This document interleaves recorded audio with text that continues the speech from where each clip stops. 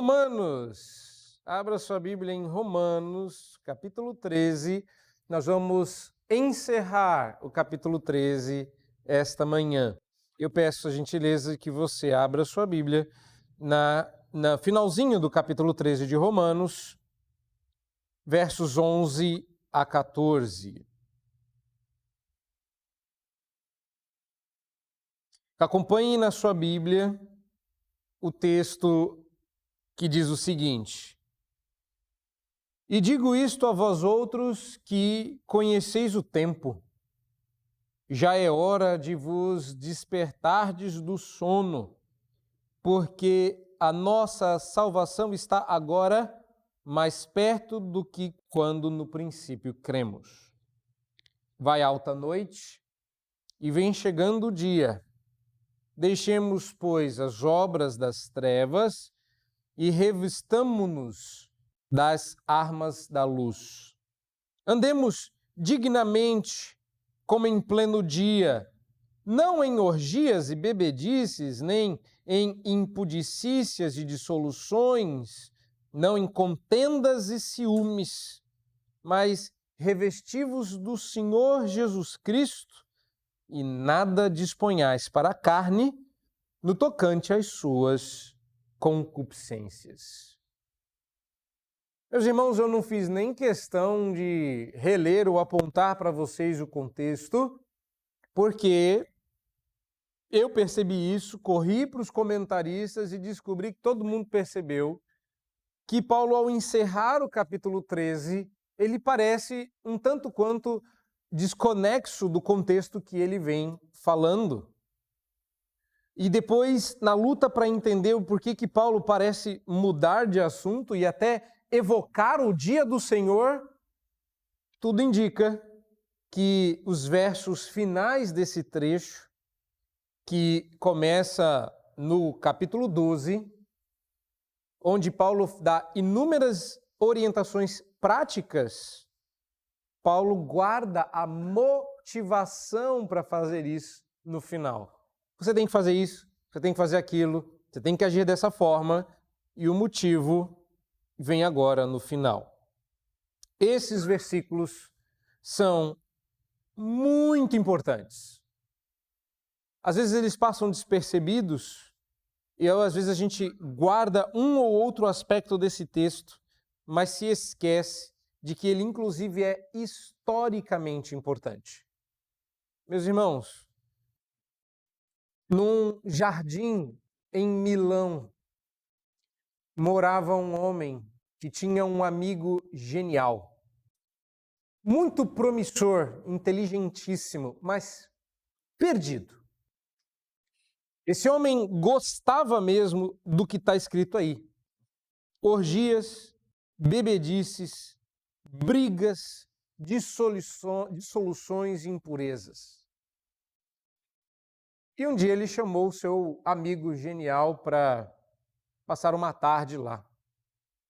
Deixado a sós, para que ele pensasse na vida, ele ouviu uma cantiga de roda, como que crianças em algum lugar daquele vasto quintal cantassem: pegue e lê, pegue e lê, pegue e lê, pega e lê, pegue e lê. Quando ele abriu os olhos, ele viu uma Bíblia. Ele pegou a Bíblia, abriu e começou a ler. E digo isto a vós outros que conheceis o tempo. Não é invenção, não é brincadeira. Você acabou de ler o texto que levou a Cristo, Agostinho de Hipona.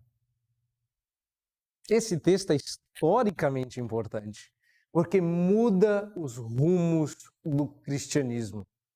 Agostinho vai dar tom e tônus ao cristianismo do seu tempo, se tornando um bispo, não qualquer, mas o mais influente e o mais importante do seu tempo e da história do cristianismo.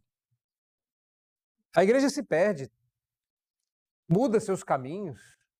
Anos depois, um outro jovem genial, agora já não mais ouvindo cantigas de crianças, Ambos, Lutero e Calvino, eu estava me referindo a Calvino, retornam ao mesmo lugar e bebem da fonte de Agostinho.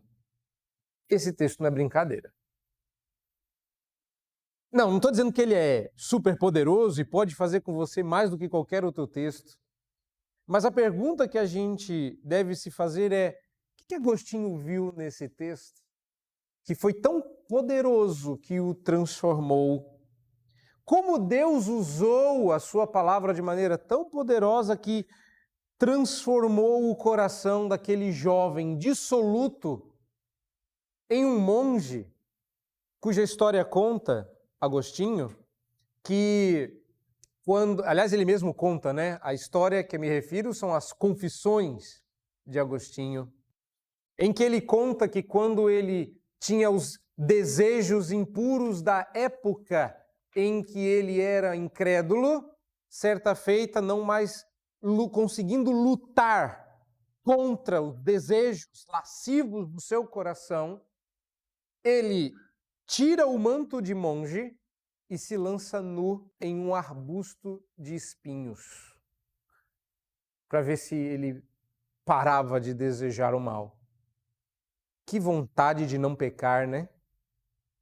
A gente olha hoje para a nossa vida e a gente se lança em uma piscina de Nutella para enaltecer o nosso pecado e depois deita num acolchoado sofá de marshmallow para ver se a gente aguenta firme. Ó Deus, quero tanto não pecar contra o Senhor, é o conforto do nosso tempo. Ele não é um estímulo para isso. Nosso tempo está mudando, estamos perdendo os estímulos ao conforto e à tranquilidade.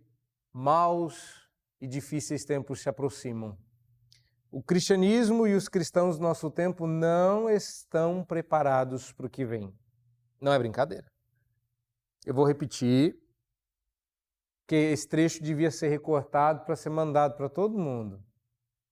Nós não estamos preparados para o que vem.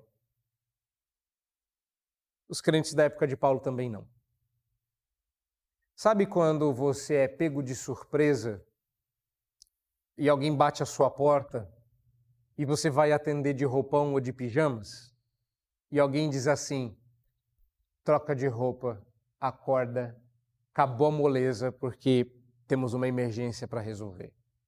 Essa é a figura que o apóstolo Paulo está usando aqui. Aliás, o apóstolo Paulo vai usar nesse texto mais de uma figura e vai costurar essas figuras juntos, e eu vou tentar mostrar para vocês tudo isso na medida em que Paulo vai montando um cenário que nos ajuda a ver que nós não estamos preparados para o que vem, mas dá tempo de se preparar. Precisa trocar de roupa, precisa viver de modo diferente, precisa pensar de modo diferente, e tudo isso tem implicações muito práticas. Paulo começa dizendo no verso 11 que ele diz tudo isso. Está com a Bíblia aberta? Olha lá o verso 1 do capítulo 12. Rogo-vos, pois, irmãos, pelas misericórdias de Deus, que apresentei o vosso corpo por sacrifício vivo, santo e agradável a Deus. Depois disso, Paulo fala que ele tem graça suficiente para demandar deles um comportamento digno do Evangelho. E aí ele começa a metralhar, a partir do verso 9 do capítulo 12, aquelas pequenas pílulas de amor cristão e de comportamento cristão que nós deveríamos ter. Fala no capítulo 13 da nossa obediência às autoridades e da única dívida que a gente não consegue quitar, porque não foi feita para ser quitada, a dívida do amor ao próximo. Isso tudo eu digo a vós outros que conheceis o tempo.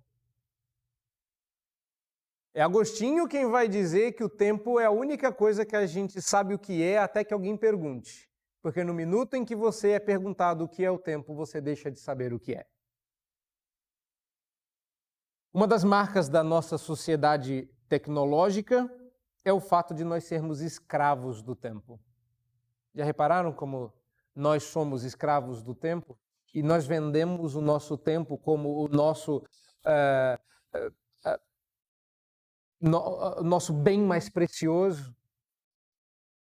Você tem que estar lá, você tem que fazer, nosso tempo vai embora. E a pandemia ajudou a mostrar, a evidenciar o quanto nós somos escravos do tempo.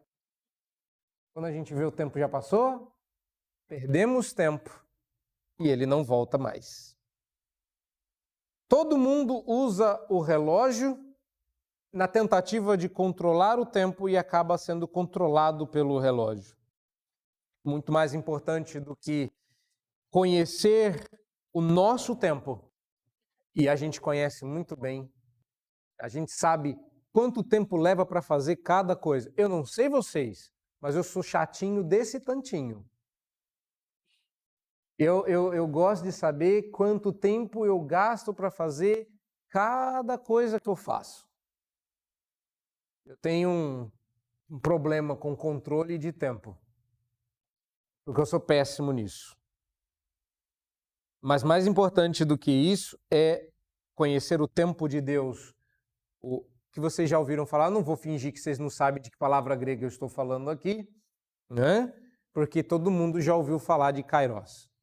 Então, ele falou grego no púlpito, como se vocês não soubessem, nunca tinham ouvido falar sobre a diferença do tempo de Deus, o kairos de Deus.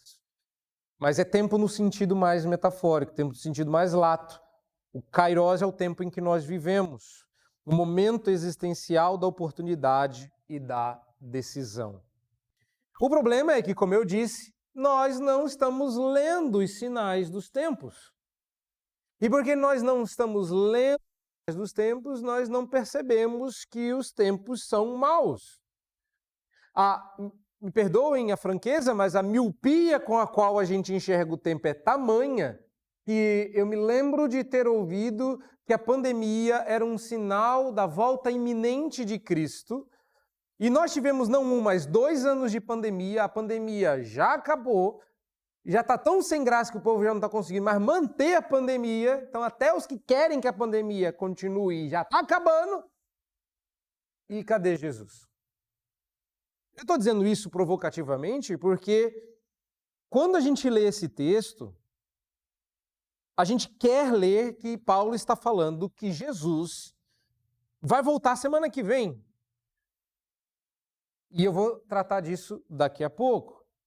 Esquecidos do que implica obedecer nesse texto.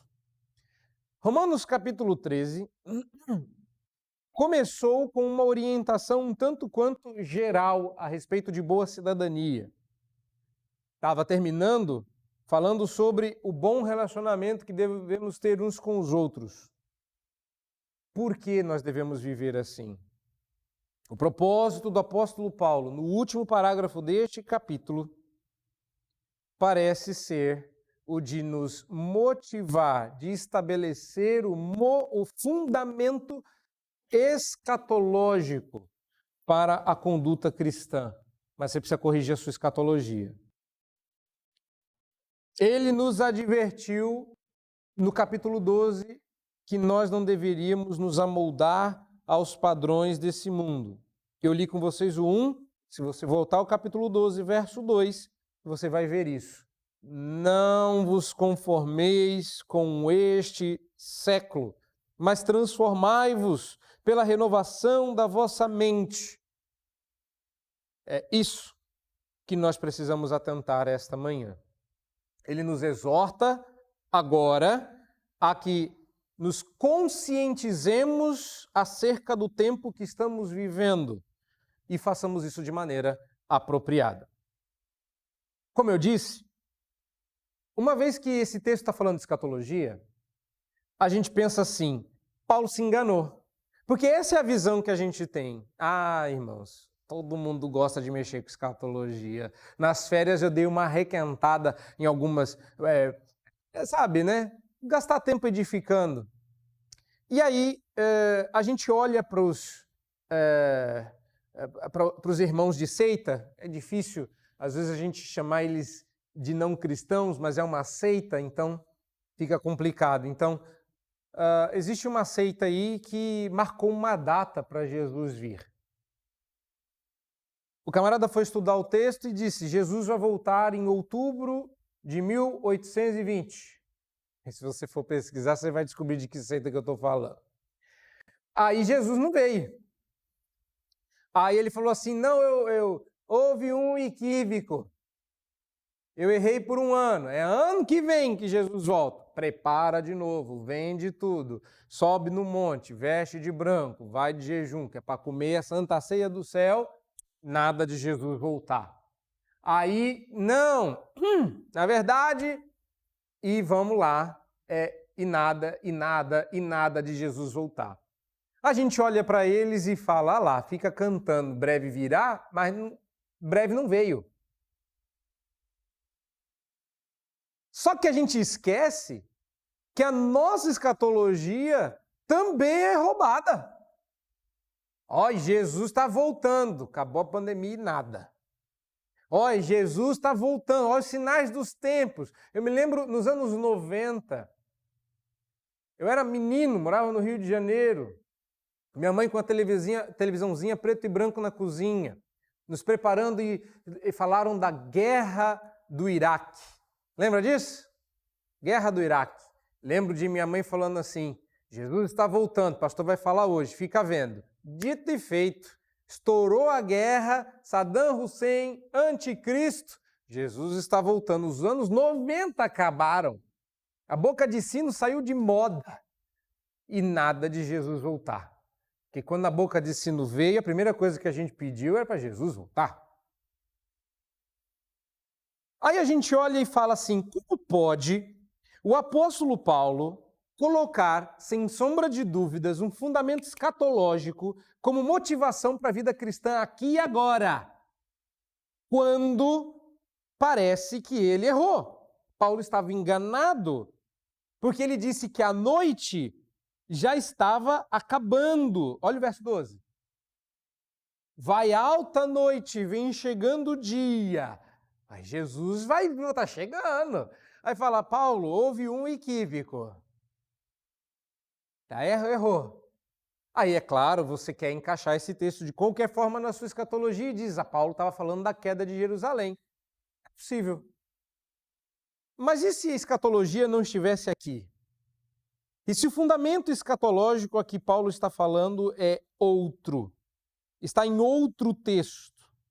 Está em outro lugar, como por exemplo o verso de número 11, quando Paulo deixa claro, porque a nossa salvação está agora mais perto do que quando no princípio cremos. Disso aqui ninguém escapa.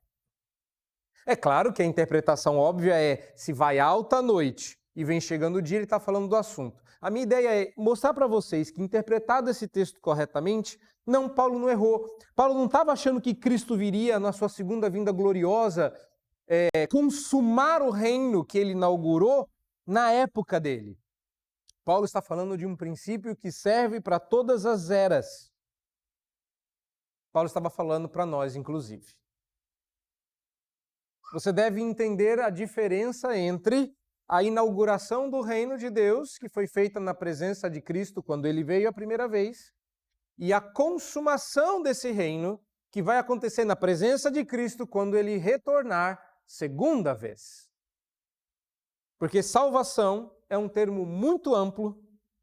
Aqui parece, pelos tempos verbais, não quero cansar vocês com tecnicidades, mas Paulo vai brincar tanto com os tempos verbais aqui, não com a palavra salvação, mas com os verbos, não nesse trecho, mas levando em consideração todo o capítulo 11 e 12, e fica claro que o apóstolo Paulo quer se referir à totalidade da nossa salvação. A salvação passada, que nós podemos chamar de justificação. Por que eu estou dizendo isso? Assunto de Romanos. Paulo falou sobre justificação. A nossa salvação presente, assunto de Romanos. Paulo falou sobre santificação e a nossa salvação futura, que Paulo falará e já pincelou sobre glorificação. Portanto, eu pretendo mostrar para os irmãos nesta manhã que muito mais do que simplesmente aguardar, ou pontuar, ou dar sinais, Paulo está nos ensinando a viver a vida cristã à luz da vinda de Cristo. Olhe para esse texto. Preste atenção, porque agora eu pretendo explicar. Primeira coisa que você nota é a metáfora luz e trevas que Paulo usa muito e que ele retorna a ela aqui. Vocês viram ao longo da liturgia que Paulo usa várias vezes, em várias cartas, em contextos diferentes, a metáfora da luz e das sombras, ou das trevas, se você preferir. Quando Paulo diz que a noite progressivamente se dissipa a favor do dia, eu não creio que Paulo esteja falando do retorno de Cristo. Eu penso que Paulo está falando que a luz interior de Cristo, que propicia a iluminação ao crente, faz da gente filhos da luz, é a operação do Espírito Santo em nós. Viver a vida cristã à luz do retorno de Cristo é uma chamada à maturidade. Paulo não está dizendo viva a escatologia. Paulo está dizendo a escatologia é a maior motivação à maturidade. Esta manhã, Deus não está convidando você a ser simplesmente salvo. Deus está convidando você a ser um salvo maduro. O puxão de orelha de Jesus, de Paulo aqui, ou de Jesus através do apóstolo Paulo, é que já deu de ser menino. É isso que Paulo está dizendo. Está na hora de crescer. Está na hora de trocar as roupinhas.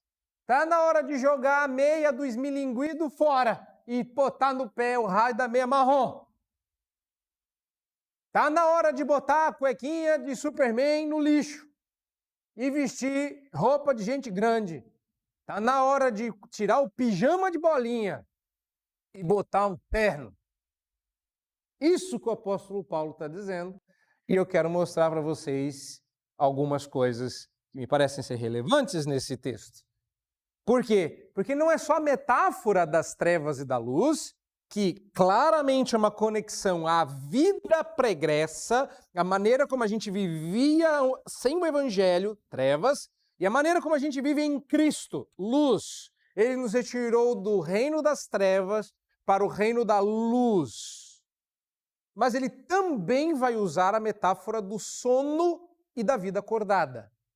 Que antes nas trevas a gente dormia, na luz a gente acorda. Se tem uma coisa que a gente não gosta de fazer é dormir na luz. A gente até se sente incômodo quando a luz vem e você está dormindo e você descobre que o dia já raiou.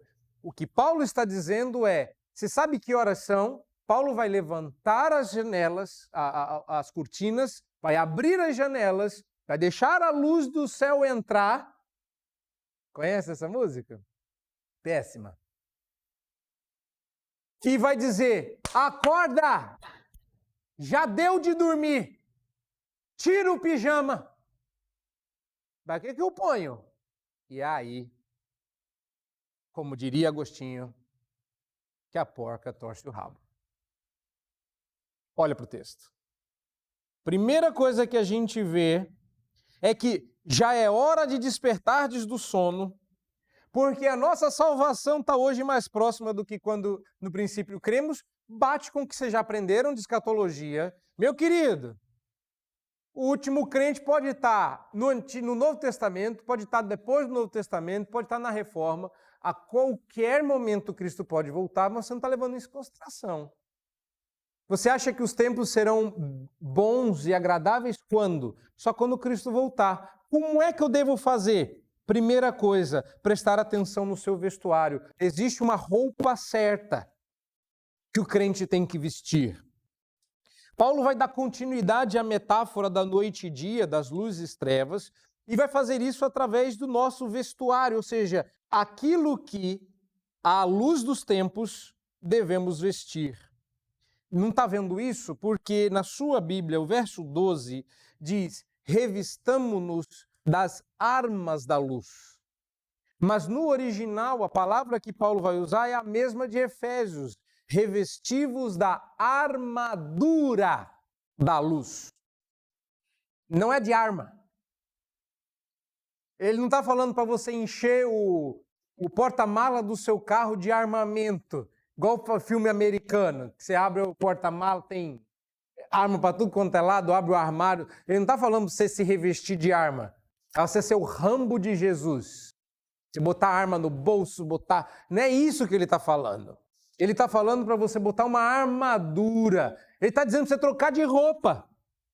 Ele está dizendo o sono já acabou. Se você tivesse uma Bíblia revista e corrompida, aquela que é parafraseada, o que Paulo está dizendo é: tira o pijama, põe roupa de guerra. Não é hora de vestir roupinha para dormir. É hora de vestir roupinha para lutar. E roupa de luta é armadura.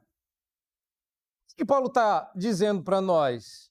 Que está na hora de nós nos revestirmos, ou seja, de estarmos prontos, de mostrar prontidão para o tempo.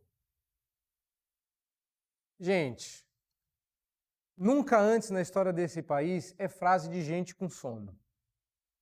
Nós somos a geração, é frase de gente com sono. É frase de quem tem pijama. Porque nós somos a geração que vai mudar o país. Tira o gorro da cabeça, meu querido, a chupeta da boca, fala igual homem. Os tempos são maus. Nós não somos geração especial, coisa nenhuma. Se nós somos a geração que vai estragar o mundo. Nós somos a geração que vai miar baixinho quando a perseguição estourar. Porque a gente já está fazendo mimimi.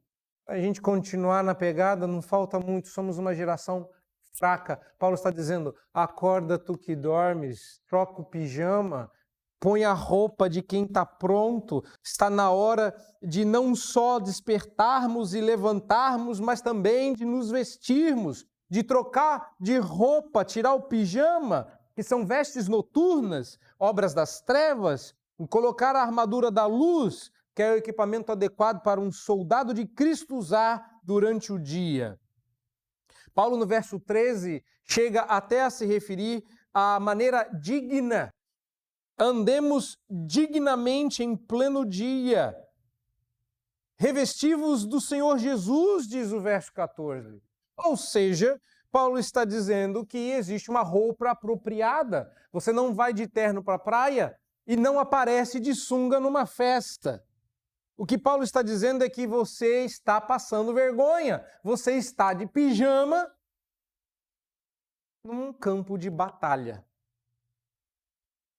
Ontem, retornando do estudo, vou deixar o pessoal, cada um em sua casa, dos que estavam comigo no carro. No caminho de volta, passamos entre Babel e Sodoma. E, de repente, fomos chocados com a figura de uma pessoa de roupão no meio da rua. E eu pensei, a ilustração, por pouco não chega antes. Eila lá, de pé, no meio da rua, com um roupão vinho.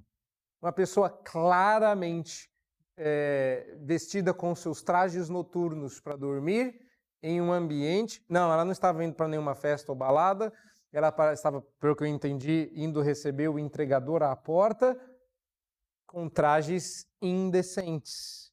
Andemos dignamente. Qual é a roupa digna de um soldado? Resposta: a armadura. Irmãos, não é hora de elegância, não é hora de terno, não é hora de encharpe, é hora de armadura. O que Paulo está dizendo é que as roupas que a gente veste, que nada mais são do que evidenciadas no nosso comportamento como crente, é por isso que Paulo falou o que falou antes. Ele fala, por que vocês têm que viver assim? Por que o amor não pode ser com hipocrisia? Por que devemos nos amar cordialmente? Por que não devemos nos conformar com este século? Por que nós devemos obediência aos superiores? Por que nós não devemos dever nada a não ser o amor às pessoas? Porque é tempo de mostrar prontidão. Você pode ser criança, dorme em qualquer lugar. Pode estar a festa que for, pode estar a bagunça que for. Se tem braço de mãe, se tem carrinho, criança dorme. O que Paulo está dizendo é, chega de dormir, tira o pijama, está na hora de mostrar que você está pronto para o tempo. E esse é um problema do cristianismo moderno. Nós não estamos mostrando roupas de batalha. Quando a gente cede ao pecado, quando a gente vive dissolutamente, quando a gente habita nas obras das trevas, você está de pijama num campo de batalha. A vida do cristão não é um sono, é uma batalha. Você esqueceu disso? Ah, mas se for para ser crente, eu não quero. Eu vim para ser abençoado. Não quero lutar. Ontem mesmo nós falávamos sobre isso. As pessoas não querem... A gente passou por algum lugar em que as pessoas estavam fazendo fila com roupas curtas para entrar em algum lugar, passando um frio. E eu pensando, as pessoas não querem vir para a igreja porque acham que é muito sacrifício acordar cedo e botar uma roupa decente, como se não fosse nenhum sacrifício. Ficar pelado no frio, aguardando para ser aceito para poder pecar. Porque nem para pecar não pode. Você quer pecar aqui, tem que pagar caro, tem que fazer sacrifício, tem que entrar de joelho, de cabeça para baixo. Como disse uma pessoa que estava no carro, gente, é muita vontade para pecar. É muita vontade de pecar.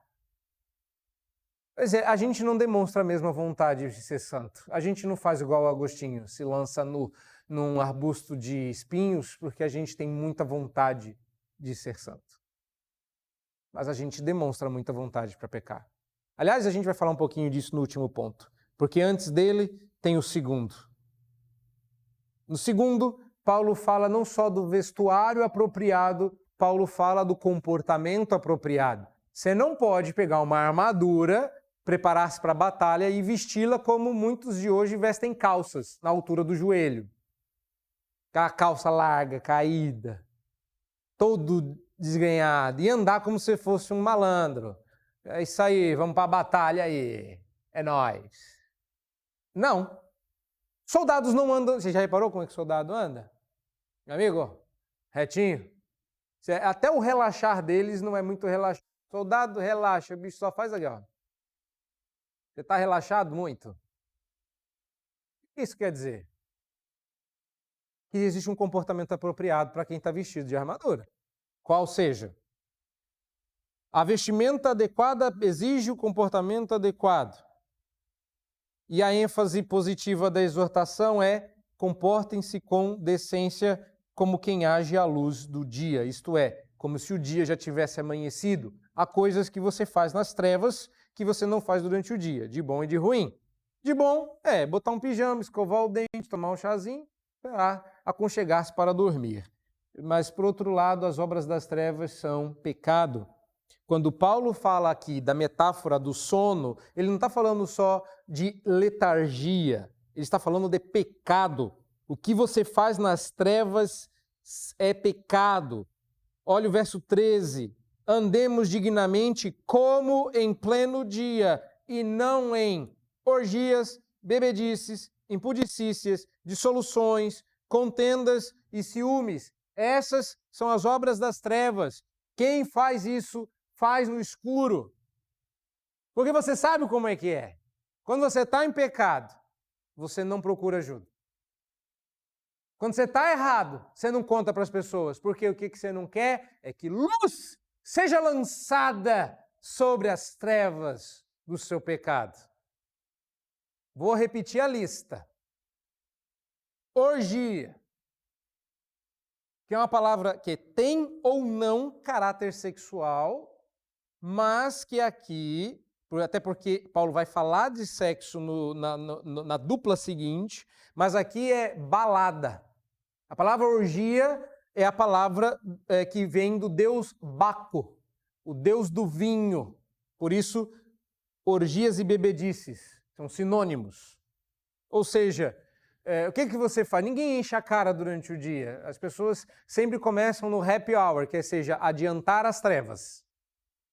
E aí elas vão noite adentro, se embebedando e se perdendo. Festa, pecaminosa, bebedice, impudicícia e dissolução. Aqui sim, de caráter sexual. Aqui sim, a libertinagem. Depois, contendas e ciúmes, brigas, porfias, desentendimentos. Ciúmes não precisa nem traduzir. Paulo está dizendo, esse tipo de coisa é pijama. Esse tipo de coisa é obra das trevas. Esse tipo de coisa não é roupa de crente que está consciente de que o dia já raiou. Paulo não está falando que vai alta noite, vem chegando o dia, como um retorno, como uma alusão ao retorno glorioso do Redentor. Paulo está falando da sua maturidade. Meu amigo, já deu, a luz de Cristo já raiou sobre você, na sua vida é dia. As trevas da sua vida anterior, a noite em que você vivia, acabou. O sol da justiça raiou. Chega de você andar de pijama. A gente até entende que nas primeiras horas da manhã você ainda esteja de pijama, tomando seu café, meio que acordando. Paulo está dizendo, meu amigo, já é meio-dia. Já deu. Está na hora de você despertar do sono. Sua salvação está agora mais próxima do que quando no princípio cremos. A ideia é, já está na hora de você demonstrar maturidade. Acorda para a vida. Mas não para qualquer vida, para a vida que há em Cristo. E muito mais do que embelezamento, todo esse contexto sugere proteção. De novo, não é deixar o pijama para estar elegante, porque suas roupas estão inapropriadas para a festa, ou para o culto, ou para a cerimônia. O que Paulo está dizendo é, você acordou, saiu das noites, das trevas, de uma vida em pecados, e é o dia da batalha. Você veio para uma guerra.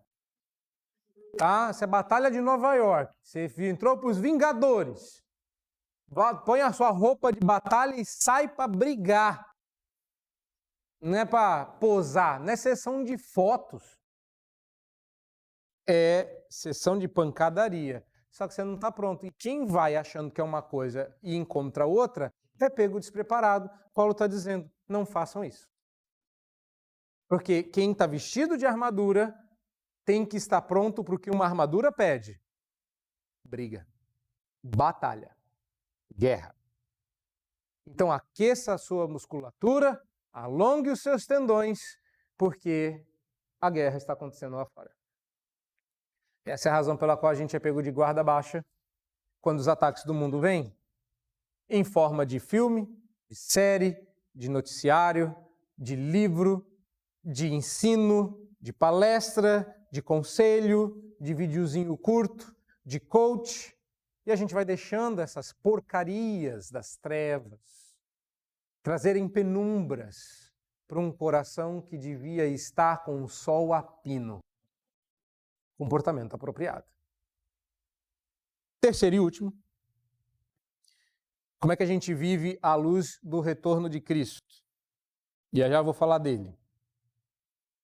A gente tem que estar vestido da maneira certa, tem que estar agindo da maneira certa e tem que estar com a atenção na coisa certa, que eu diria que é preocupado com a coisa certa. Paulo fala da preocupação apropriada. Essa é a terceira e última antítese que Paulo traz aqui. Nossa preocupação, que ocupa a atenção dos cristãos. E essa, eu tenho que lutar para não me divagar muito, porque essa é uma coisa que particularmente tem me incomodado demais.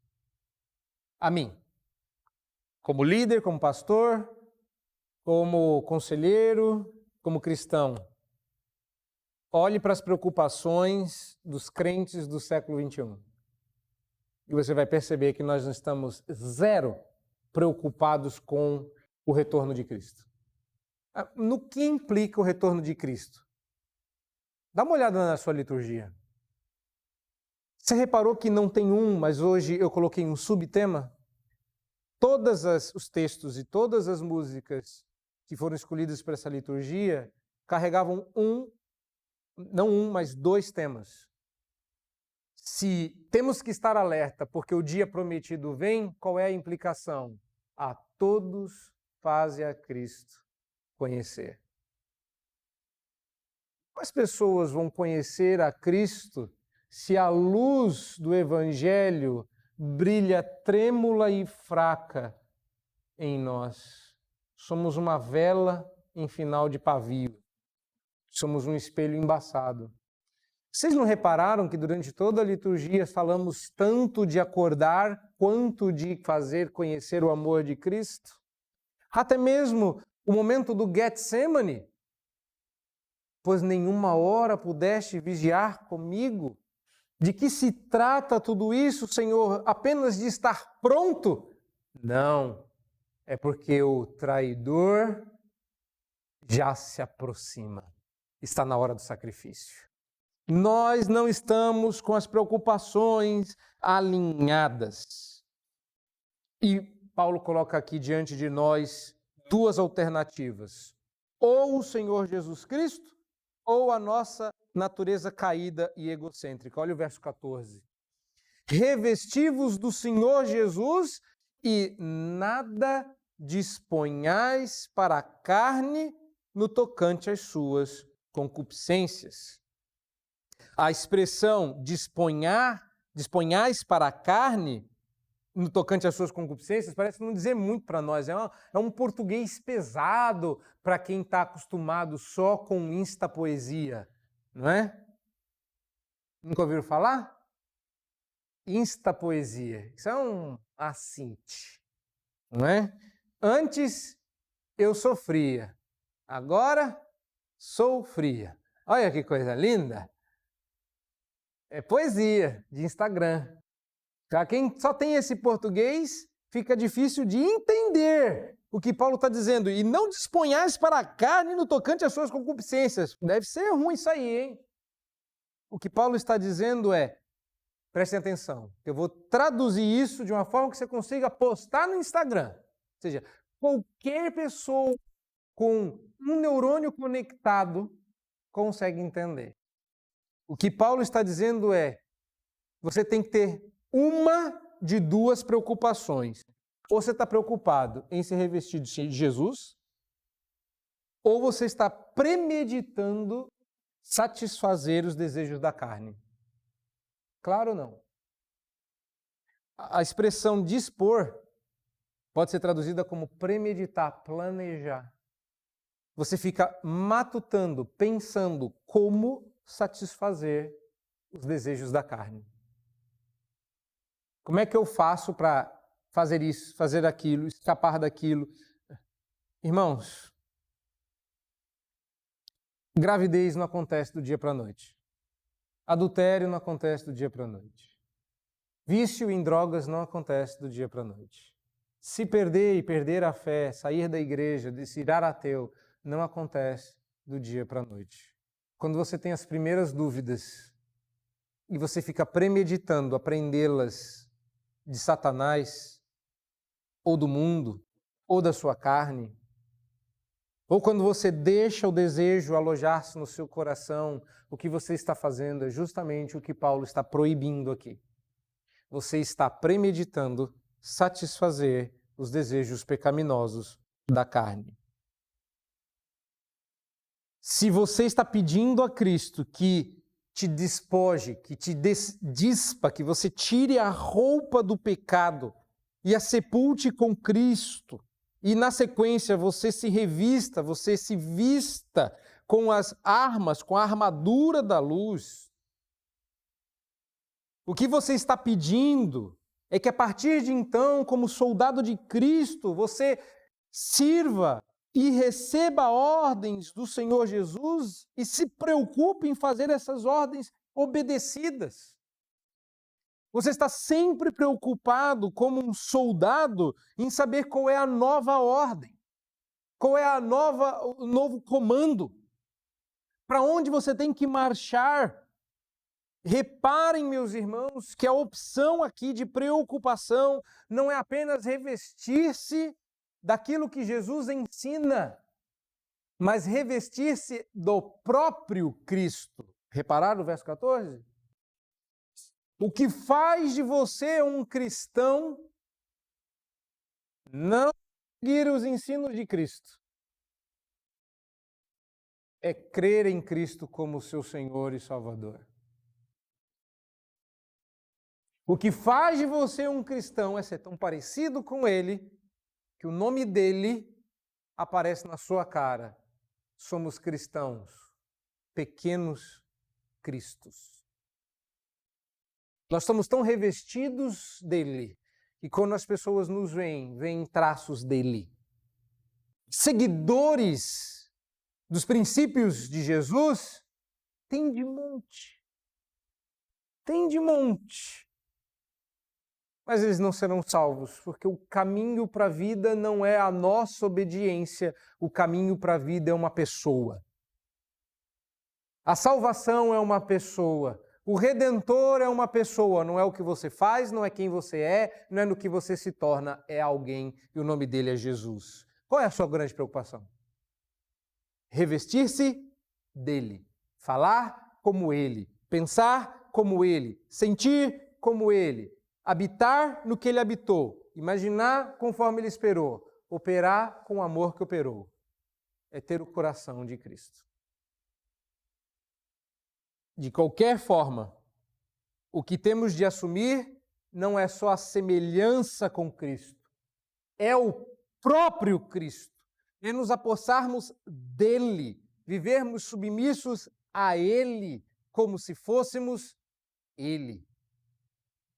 Pensou num trem difícil? Olhou para a sua vida e falou assim, se for assim, ninguém vai sobrar, pois o que Paulo está dizendo aqui é, eu digo isso a vós outros, que conheceis o tempo, : Não. Essa não é uma mensagem evangelística. Ela é uma mensagem para quem já é crente. Pode ser evangelística no sentido de por que essa mensagem me incomodou tanto? Porque você não percebeu que nasceu de novo e está dando os primeiros passos na fé. Você está vivo e Deus quer que você viva assim. Nesse sentido, pode ser evangelística, porque o que Paulo está pedindo aqui não é se converta a Jesus. Paulo está dizendo, você já é convertido, você já é crente. Chega de viver como ímpio. Viva como um cristão. Porque você sabe qual é o tempo. E por que o Senhor está falando que essa vida tem que ser vivida à luz do retorno glorioso de Cristo? Porque é a única grande motivação que eu tenho para te dar, de que você deveria, com urgência, trocar logo, sabe quando você sai atrasado? Amanhã rogo sobre vocês esta praga. Que amanhã vocês acordem atrasados. E tenham que trocar do pijama em menos de 5 minutos, se não perdem o ônibus. E amanhã é dia de começar o segundo semestre. Rogo sobre vocês todos esta praga. Se não amanhã na terça, se não na terça na quarta. Esta semana ainda. Que de domingo você já sabe, né? Acorda atrasado. Venho como estou. Encontro a 23 do jeito que está. Chego quando der. Então, já que não serve para domingo, que vocês não levam a sério as coisas de Deus, então vamos levar as dias da semana. A praga é de segunda a sexta, tá valendo. Sabe por quê? Porque você vai trocar de roupa rápido, porque existe um senso de urgência. Enquanto a gente fica falando assim, antes de Jesus voltar, tem que vir o chifrudo, tem que vir o bicho, tem que vir a mulher da Babilônia, tem que ver o falso profeta. Depois disso, vocês têm que amarrar tudo numa economia mundial. Aí depois disso vai ter o rapto. Aí só metade fica um terço. Aí, enquanto nada disso acontece, você fala, ainda tem tempo, ainda dá para pecar mais um pouquinho. Ainda dá para ficar de pijama mais um pouquinho. Sabe por que você tem que viver à luz do retorno de Cristo? Porque hoje a salvação de você está mais próxima. do que quando no princípio vocês creram. Irmãos, eu não estou brincando.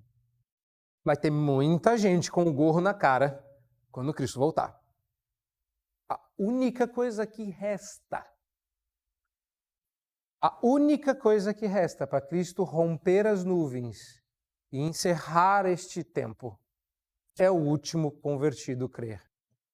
Desperta, igreja, e vem o teu dever cumprir, e a todos faze a Cristo conhecer, porque no dia que o último eleito crer, a gente vai encontrar o Redentor.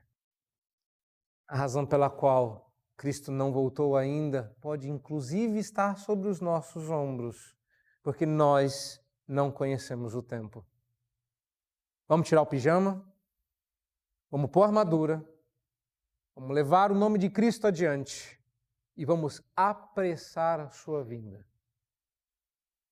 Porque melhor do que chegar no horário amanhã é ser acordado com as trombetas celestes anunciando que você não vai precisar chegar no trabalho, porque acabou. Cristo está voltando. A minha pergunta é: você estaria pronto para isso? Estaria vestido apropriado para a ocasião? E isso não é roupinha. Como eu disse, são questões de caráter e de vida cristã. Que Deus nos abençoe em Cristo Jesus e nos acenda a chama de uma vida conforme o Evangelho. Amém.